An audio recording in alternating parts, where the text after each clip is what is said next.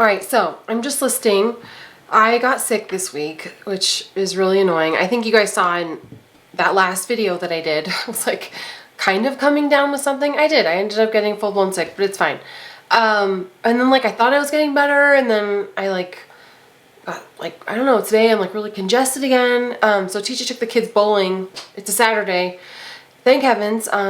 He's so great. Gets him out of the house so I was like, well, if I'm sick and I can't go thrifting because today's my normal filming day, then I'm going to just list and schedule out all my listings, because I do like to do that if I have a chunk of time. I will just list 5 to 10, which is my goal for the year, right? To do 5 to 10 a day.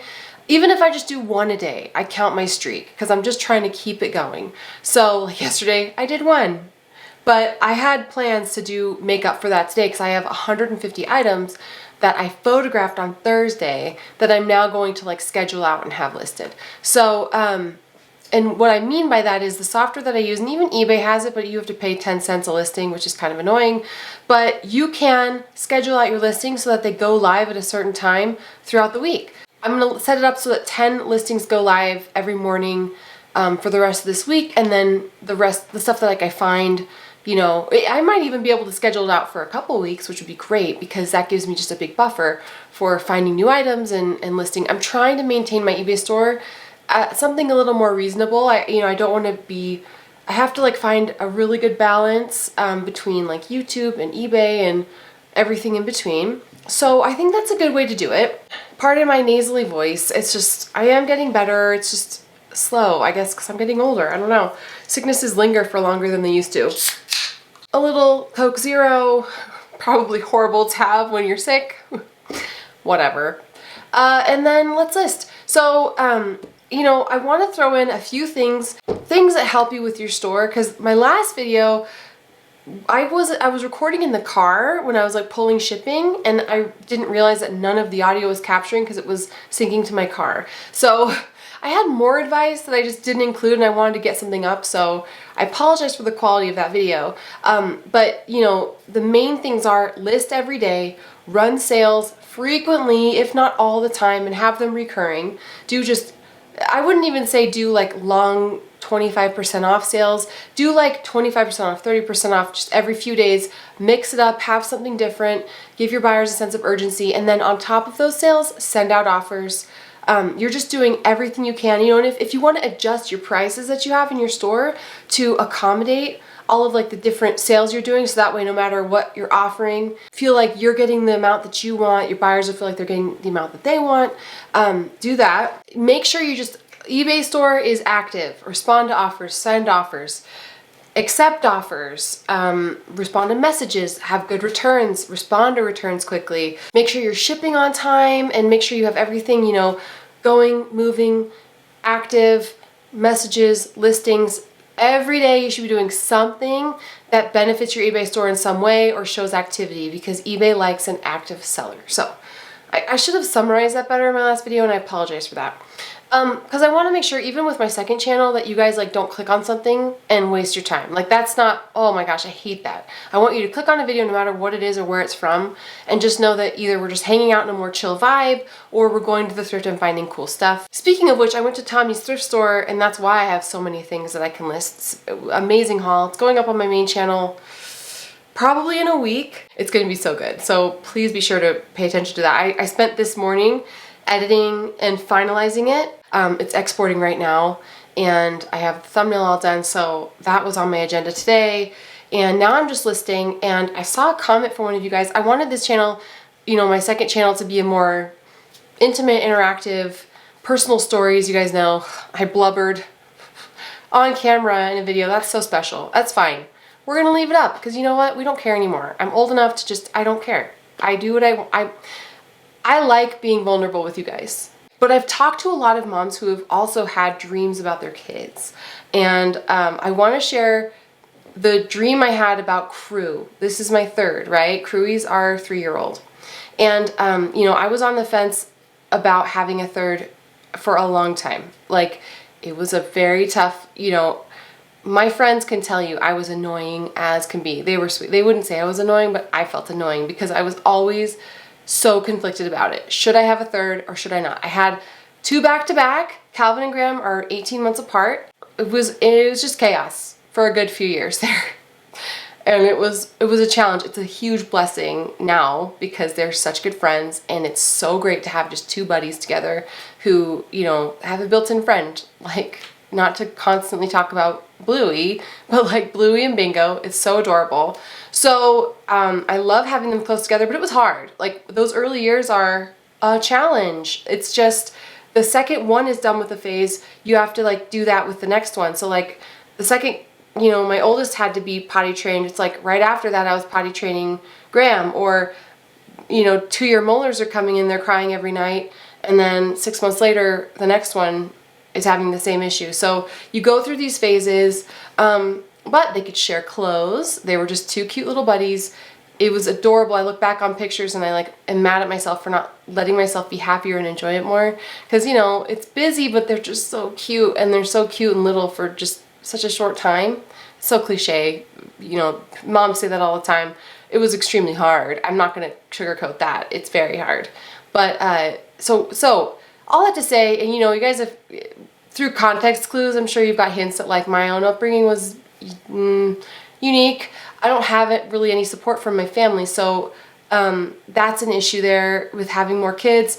I'm trying to break chains myself, and I'm learning how to be a mom myself and how to parent, like with just, I'm reading books and I'm like trying to figure out how can I be a healthy mom and like break the cycle that I grew up with and that's been going on for a long time. So postpartum was really, really, really hard for me. Really hard. Really, really hard. How do I explain it? Suddenly, like, you know, I'd always probably struggled a little bit with depression, but I could like go for a run, or like, you know, go out with TJ or friends and like feel better, and it wasn't persistent. It was just kind of like a nagging little thing that like, oh, that's there, I'm not going to really pay attention to it. But something about, you know, becoming a mother, or that postpartum hormones or whatever you want to call it, like brought that, I couldn't just push it in the corner anymore. Like, it was a full-on, a very deep like despair. I like out of nowhere and for no reason. And like just, I couldn't push it away. I couldn't exercise it away. And it was just very hard on me. And, you know, we pulled through and it was fine, but it was tough. And probably because I was trying to like grit my teeth and power through it. And I shouldn't have done that. I should have talked to my doctor way sooner, which I did with Crew, which I do not regret one bit. That was, again, we're going to talk about that, but I had stipulations for having like a third. That was kind of how but I'll get there in a second. So we waited a good 7 years between Graham and Crew. I mean, I was pushing 40, but could not get the feeling out of my mind, my heart, my spirit that there was someone who wanted to come to our family. You know, regardless of your beliefs, I just had a feeling that there was one more. And I don't know, you know, call it what you want, but I was like, and I tried. I pushed it away. I ignored it. La la la la. I don't hear it. I don't think about it, because I was really happy with 2. Could not get it out of my head. Could not stop talking about it. Could not stop agonizing over it, to the point where like, if it was brought up, I would start crying, because I think I knew it would make us happy. I knew I wanted it, but I knew it would be so hard. And because I was just thinking about how hard it was postpartum with my oldest 2. And I was like, I could not like settle. And so we'd just push it off. We'd be like, let's just not think about it now, TJ and I. Let's just, because he always was just incredibly considerate to me, and was like, since you're the one carrying the child and, you know, doing the most of the caregiving, because he works full time, you know, he always defaulted to like what I wanted. He was happy with whatever. He's just the best. So he was like, you know, if we want to try, let's try. If we don't, but it's up to me. So he let it be my decision, which I really appreciate. But I couldn't shake it, could not shake it. Years went by and I was like, the clock is ticking, and like, I cannot just push this off anymore. So I want to say, so Crew is 3 now. So this is about 6 years ago, I had a dream. And I didn't even remember I had this dream until like Crew was 2 years old. So like this came back to my recollection. I was like, oh my gosh. So 6 years ago I have this dream, and you can take this with a grain of salt if you want, but I had a dream that I was in this like big meadow with trees, and I was with TJ, and there were other couples around, and these angels were there with babies in their arms. And they were like in white, and they were handing babies to couples. And they handed a baby to me. And like, it was, I saw his face. It was a little blonde, dimpled cutie who reminded me a lot of my oldest son, actually, who looked a lot like him. And he just looked at me with these big eyes, and I was like, I looked at this baby and I was like, I can't, I don't know, it's hard, I'm sorry, I just can't. And I handed him back, and the look on his face was just, I mean, it's a baby's face, but it was just heartbreak. And like, I woke up crying, and I remember I went on a run with my friend that morning, and I told her about it, and I like had to stop and like start crying.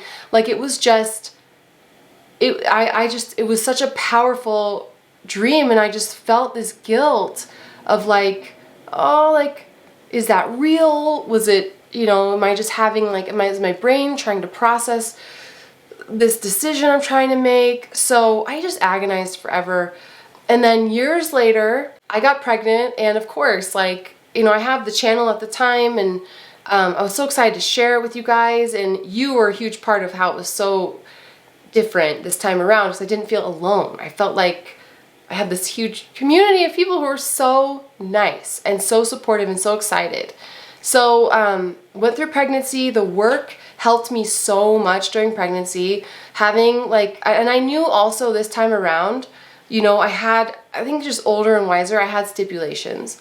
If I need help, I'm gonna talk to my doctor. If I'm feeling the postpartum depression fiercely, poignantly, painfully, I'm going to talk to my doctor, and I'm going to be honest. I'm going to be honest this time. I'm not going to grin through it and say I'm doing fine.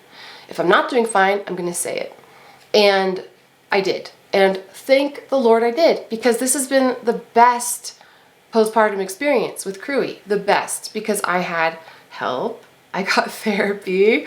I did all the things to get help. I also enlisted help with neighbors to help watch Crew sometimes, and that was extremely helpful. So I enlisted the help. I was like, I'm gonna enlist the help of my family. So TJ and the boys, I was like, I sat them down. I'm like, you guys are all gonna help with the baby. Like, I know it's primarily on me, and I am, you know, the primary caregiver, but I wanted to let them know, like, everyone's helping. And TJ, of course, is phenomenal, and like, he helps so much. He's great. This is more for my older two boys. Like, you're helping too. You're going to learn how to be big brothers and nurture and play and be kind. And they're great. They're the best big brothers ever. So we had that, all that to say. So we prepped, we planned. I had a dream about Crewy. And sure enough, when he was 2 years old, I like remembered that dream, because he didn't look like that baby in my arms, or the infant in my arms, until he was a little bit older, like a year or two. And then it just hit me. I'm like, that's this little blonde, dimpled cutie, that is him. This is that baby that wanted to come. And I like just had this like revelation of, oh my gosh. So, you know, we decided, you know, he was the last, like we opened that door, but then we closed it. We were like, we just want the one more. But I'm so glad we did. He has been the best baby. I would not change a thing. Because I felt like we were supposed to have him. TJ and I were a team. I think that's really important. We were both like on the same page with, you know, his schedule and the details and like recovery. And TJ also, his work gives him 6 months of paternity leave, which is unheard of.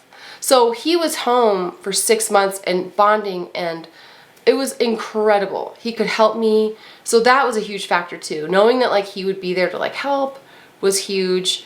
Crew has been the best baby.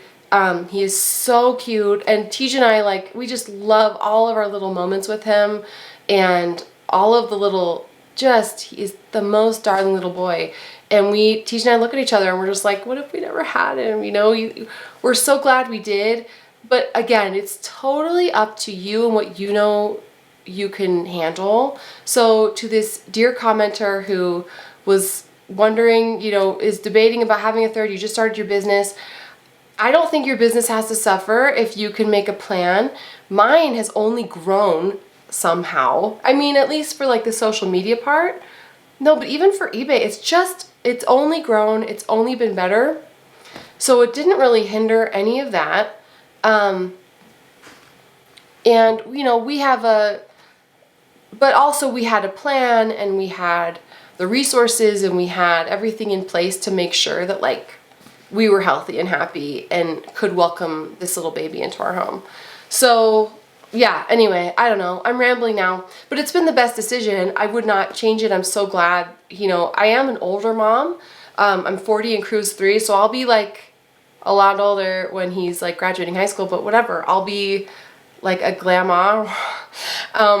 You know, I don't care. I'm like, I'm so glad he's here. I'm so glad that like he's the cutest little brother to our older boys who are also learning really important lessons about like taking care of someone and, you know, loving and patient, being loving and patient with like a little toddler. It's like work and they're learning that, which is really good. So yeah, I wouldn't change it. I think it's been nothing but a blessing. So if you're feeling inclined, don't let things like your business's momentum or anything else kind of sway you. It can 100% work.